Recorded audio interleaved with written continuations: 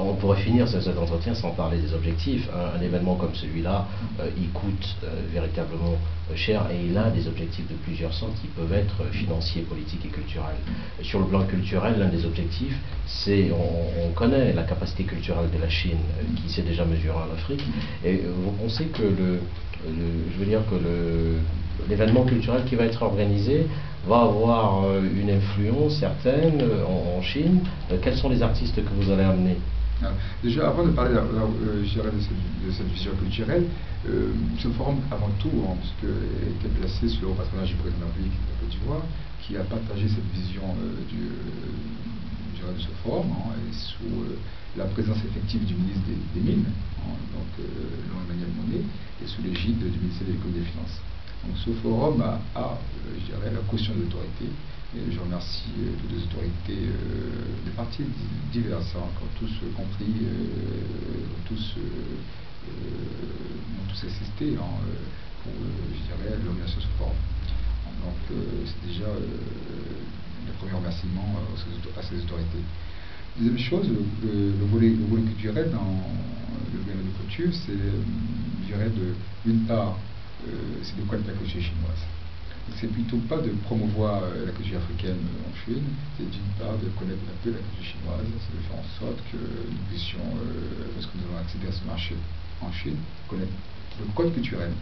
Le code culturel, comme vous savez très bien, c'est le commencement du code des affaires. Donc ce management culturel, cette pratique des affaires ne peut que passer par déjà une analyse et une réalité culturelle. Donc c'était un gala qui sera fait, je dirais, pour permettre de comprendre à nos opérateurs comment les Chinois travaillent, comment les Chinois invitent, comment les Chinois festoient, parce qu'en Chine, même un repas est un repas de négociation d'affaires. Alors sur le plan politique, quels sont? On sait que, en général, c'est le ministère des Affaires étrangères.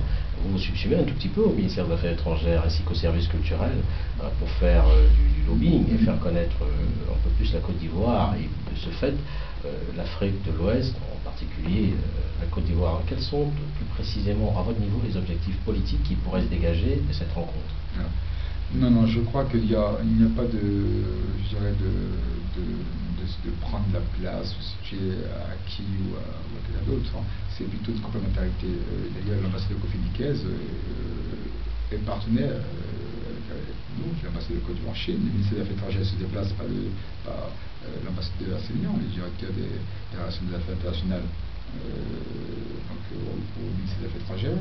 Une équipe du ministère des Affaires étrangères se déplace avec moi.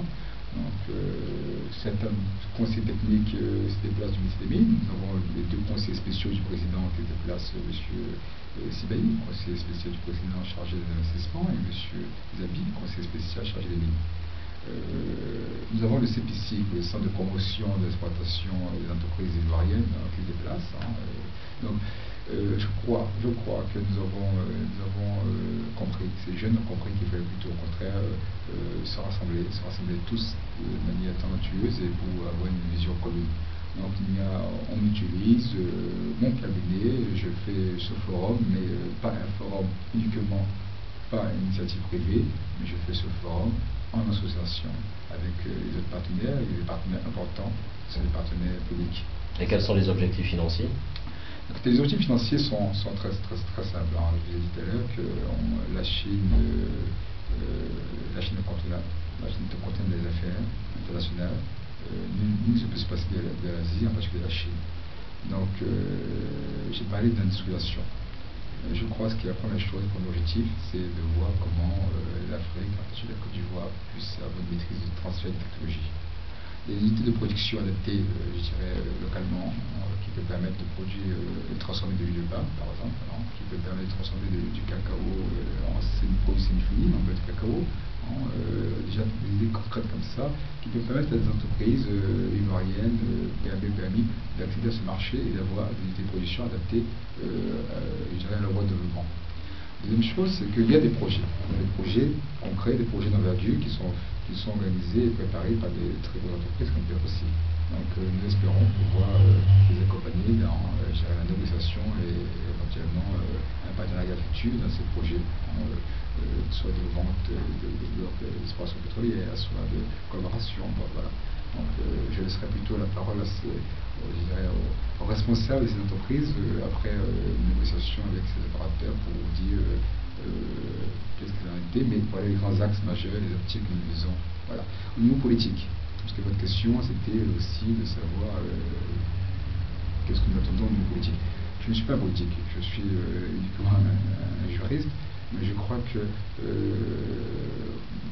dans la relation d'État, il n'y a pas d'intérêt, il n'y a pas d'amis, comme on dit si bien, il n'y a que d'intérêt. Donc c'était un positionnement que la Côte d'Ivoire fait avec tous, et la Côte d'Ivoire est amie à tous, la Côte d'Ivoire recherche les intérêts de tous, et la Côte d'Ivoire se positionne aussi bien en Asie, voilà, comme les autres pays occidentaux se positionnent en Asie, la France se positionne en Asie.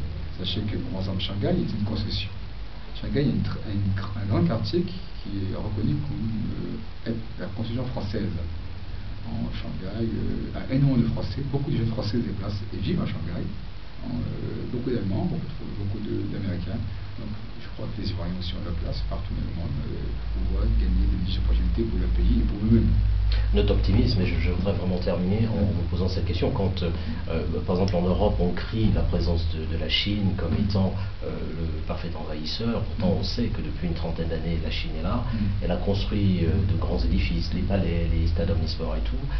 Est-ce que ce discours vous fait peur? Vous avez peur de la pénétration de la Chine en Afrique et plus particulièrement en Côte d'Ivoire aujourd'hui? Non, j'ai pas peur. Au contraire, si nous avons mis ce cabinet, c'est une question très pertinente parce que c'est une question qui revient et c'est une occasion vraiment de mettre à l'aise et d'expliquer, je dirais, les craintes. Non, parce que les craintes et les peurs, c'est souvent dû à la méconnaissance des uns et des autres qui crée souvent des a priori. Non, j'ai créé ce cabinet spécialement en Chine, c'est pour d'une part assister je dirais, nos entreprises africaines, c'est le marché chinois. Pourquoi? Parce que le marché chinois est un marché nouveau. C'est un marché, comme tout marché nouveau, c'est un marché sauvage. C'est un marché avec des règles difficiles, écrasantes. Et des règles, quelquefois, qui n'existent même pas. Donc vous voyez, des règles qui n'existent pas, difficiles dans le commerce international, malgré que la Chine a signé les traités d'adhésion à l'OMC. Donc, le cas de violation de la propriété intellectuelle, les brevets, c'est flagrant en Chine pour les grandes marques. Donc, je ne crois pas que la Chine soit un fléau pour l'Afrique. Je crois qu'aucun pays n'est là pour aider l'Afrique. Je ne crois pas que, comme j'ai bien dit, les pays ne sont pas amis. Les pays ont des intérêts de développement, de croissance pour leur propre population, pour leur propre entreprise. Donc, je vais ouvrir un bureau aussi bien, je ne sais pas moi, au Vietnam, à Hong Kong, au Texas, il y avait une opportunité, un marché qui s'intéressait à l'Afrique. Donc, une opportunité, j'ai ouvert ce cabinet-là, ce bureau-là en Chine, pour accompagner et assister mes clients. Car ce marché est difficile. Ce marché agressif et je dirais les Chinois ne sont pas là pour aider les Africains, donc, mais nous sommes, je dirais pas obligés, mais c'est un partenaire qui peut nous permettre, si nous savons les prendre, si nous savons être assistés, qui peut certainement nous aider à un développement, comme déjà parlé, plutôt collaborer pour un développement plus proche. Voilà. Monsieur Pierre Kofi Diamis, merci. Je rappelle que vous êtes de passage à Paris pour la place de Shanghai, où vous organisez du 18 au 22 mai 2009 à l'Intercontinental Hôtel Shanghai, le premier forum de promotion des matières premières et de l'industrialisation de la Côte d'Ivoire en Chine. Merci d'avoir accepté cet entretien avec les confrères, malgré votre calendrier chargé. On vous souhaite bon vent et nous serons toujours là pour accompagner vos activités. Je vous remercie beaucoup et je vous remercie de m'avoir donné l'occasion de m'exprimer et puis de pouvoir échanger pour que cette Afrique soit une Afrique gagnante et l'Afrique a sa place dans le Conseil des Nations.